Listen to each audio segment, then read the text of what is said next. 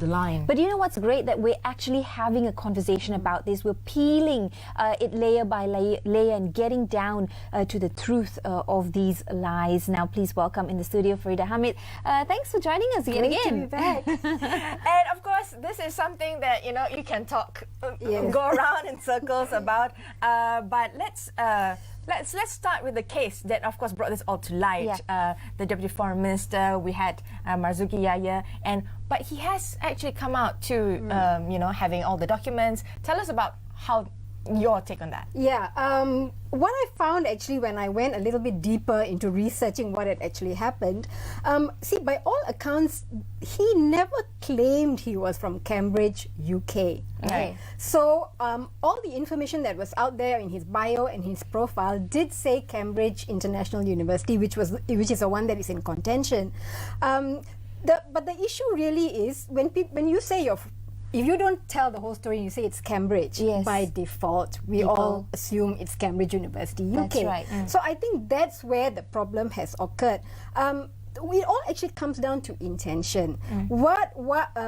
When he went to get that degree, because the other issue is that this may be a degree mill as well. So we don't know the full story yet. Facts are still coming out day by day, but it is his intention. Firstly, did he go to a degree mill university? We don't know that, because what some investigation has revealed is that the template of his transcript that he put up to show proof that he actually had a degree looks very similar to the template of the degree. His results, the actual grading, looks exactly to the template that the university had put up. So there is some question about whether he actually studied. It's supposed to be a 3-year distance learning program. So I think that is one issue, because people paying for degrees, like you said, it's been around for a long time. It's nothing new. It's not going to change, because there were even stories that a lot of local universities are offering it now. And if you think about people who win awards, many VIPs who talk about awards that they've won from all over the place, most of these awards are bought. So I think there is a larger conversation about integrity. Having said that, yes, the Pakatan government did run on a pro-integrity platform. So if I were Marzuki, I don't think it is up to the public to make up its mind. I think it is up to you to clarify and apologize if you have to, if people misunderstood. But I think he has. He has tried to clarify. Yes, but I think you have to keep at it. I think you have you have to be clear about it. You have to be clear. Don't dodge it. I mean, and I think this issue about the degree mill, I think if it was a degree mill, I think just come out and admit it. Yeah. However, I'm not in the camp that's going to go and be judge and jury against him, because I think based on what I know so far, he never claimed that he actually had a degree from Cambridge University. Yeah.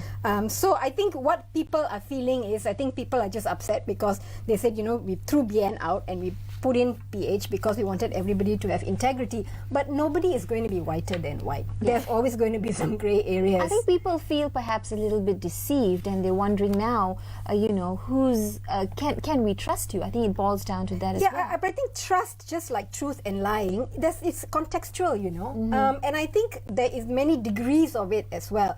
Lying about your degree or your qualifications is not the same about lying about 1 MDB. It's a totally different lying on the scale. But it breeds that attitude. It breeds that. Agreed. I absolutely agree with you, because I think if you've lied about a small thing, the chances are you're going to lie about a bigger thing because you're comfortable with it.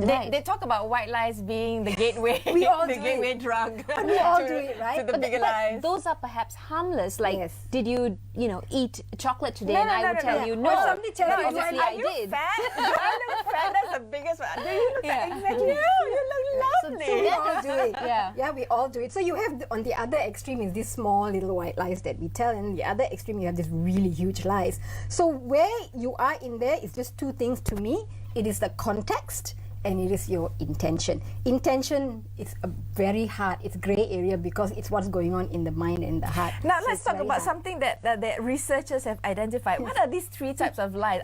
I'm really intrigued to find out. What is 3 types of lies? As far as I know, there's lies. His side, there's her side, and then there's the truth. That's always the case. It's the he said, she said, yes, right? Yes. So the very smart brains of this world have apparently categorized them into 3 kinds of lies. So the first one is the lying by omission. Okay, right. The second one is lying by commission, And the newest one that they found is something called paltering. So let me explain. Yes. Okay. So I lying, think omission, most of us understand how that works. No, but lying by omission has got a bit of a texture in it. Right. I actually feel that when you omit some information, it doesn't necessarily mean you are lying. And I'll give you an example. When you write your CV or when you write your profile, there are certain things you may omit from there. For example, let's say you worked at a job for 3 months and then either you got fired or you decided the job was not going to work out. You may omit that information. You may not put it there as a job. Is the intention, again, why did you omit it? Because it's not hurting anybody if you take it out, right? So omission, again, comes back to intent. Why are you omitting that information? Is it because you don't want people to find out? Now, the second one is by commission. I think that is to manipulate or to mislead. That's right. very clear.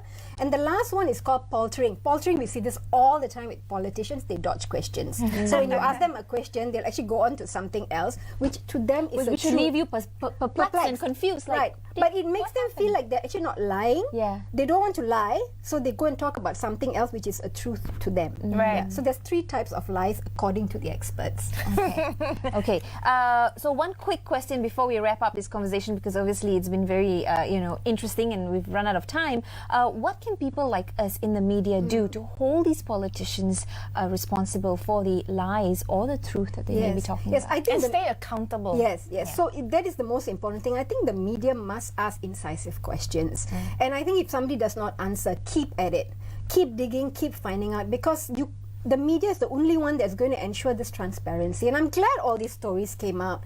But you must be accountable, and I think you also have to be accurate. You don't want to create a lynch mob. You don't want to judge somebody because they made a silly mistake, right? So the media has got these 2 things that they have to be very careful, and I think they must take this responsibility very seriously and ask incisive questions. How do we still have some time, how do we make sure that this issue doesn't repeat or doesn't replicate itself in other areas? Yeah, well, the thing is, like we were talking about, it's been happening since forever. It will continue to happen because there's always people who's going to do these things, either for vanity reasons, they get a PhD or whatever for vanity reasons, or they just maybe didn't do their research and they found the university is not accredited, it's a degree mill, whatever. What's your thoughts on white lies being the gateway? Because I am personally against lying of any sort, because it makes it easy for you to then jump into the whatever larger. I don't agree that it's a gateway drug, because I think anybody who says they don't say a white lie is lying. Yep.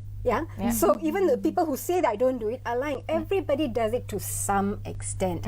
I think ultimately it's your own integrity. The consciousness and the awareness of what you're as long as you're not communicating. really hurting anybody, not really hurting anyone. By whose standards, though? Yeah. So that's why, again, it's the context. Yeah. It's the context. If the husband comes and says, "Do I look nice in this?" and you don't want to hurt his feelings, and you say, "Yes, you look nice." But that should be inculcated that you can be open about it. True. That would be an ideal situation, Yes. though. The reality is you don't often have an ideal situation. So for me, I'm not so worried about the little white lies that people say. Okay. I think for me, it's more the middle ground, because I think that's where in the things that you put out, whether it's in your profile, whether it's what you put out there that is manipulative or with the intention to mislead, I think that's where we get into the really black area of why is someone lying, because they've got something to hide. And for politicians in particular, this is the thing. You are elected because of public trust. The word trust is so important. It's okay to make a mistake. It's okay to not have a degree. It's okay. Malaysians are very forgiving. We have forgiven a lot, right? I think what people just want to see is they want to see some contrition, and they want you to take responsibility. So if you have made a mistake, admit it. What is so wrong about admitting? And then we all make mistakes. And be clear in how you communicate. And be clear, and then from then on, make sure that because you hold the public trust, make sure that your action speaks louder than words. That, I think, is most important, because you will be judged ultimately by your integrity, by the actions that you do. Definitely. I think in summary, I think the last question that you posed was about our role. I think we just need to not let the dodgers keep dodging. Absolutely. And keep calling them out. Keep their feet to the fire. Yeah. We have every right, because we have a bit more openness now. any strong democracy requires a fourth estate, which is the Yes, media. that's right. The media is there to protect the public interest. We must ask the hard questions. We have an opportunity now to do that, and the media should do that. Fantastic. Well, on that note, we take a quick breather. Thank you, Faridah, for that very interesting insight. I think it was a good conversation that needs to be heard by everyone. And again, if you have any views that you'd like to share, you can always post that on our Facebook page as well. That's right. Stay tuned. We'll take a short breather. We'll be right back.